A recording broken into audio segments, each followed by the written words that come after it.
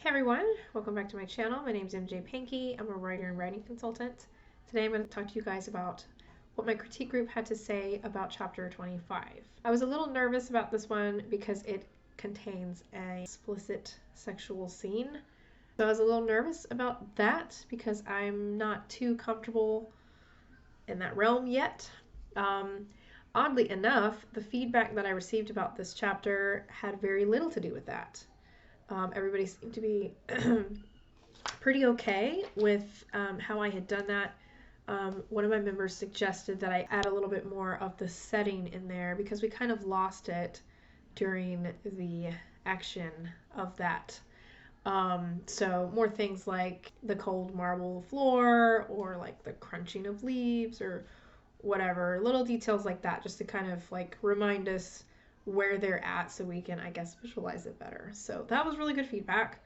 But the main issue with this was it needs more introspection from the main character regarding the conflict that she's experiencing here. It's kind of sort of there, but it's not where it needs to be to really feel it with this character.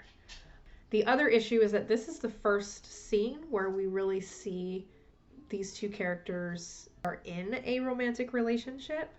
And so there needs to be a little bit more history as to these complexities of their relationship because it kind of comes out of nowhere. Like we sense that it has to be there, but there's really no, I haven't really left any breadcrumbs for the reader so far to really make that connection. So it just feels like it's missing at this point.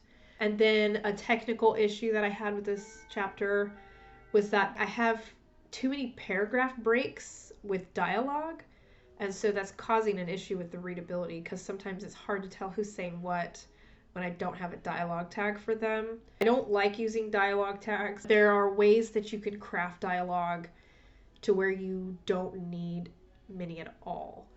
And so I did a very bad job of that in this. So I need to go back and clean that up, eliminate some of those paragraph breaks that are making the dialogue confusing.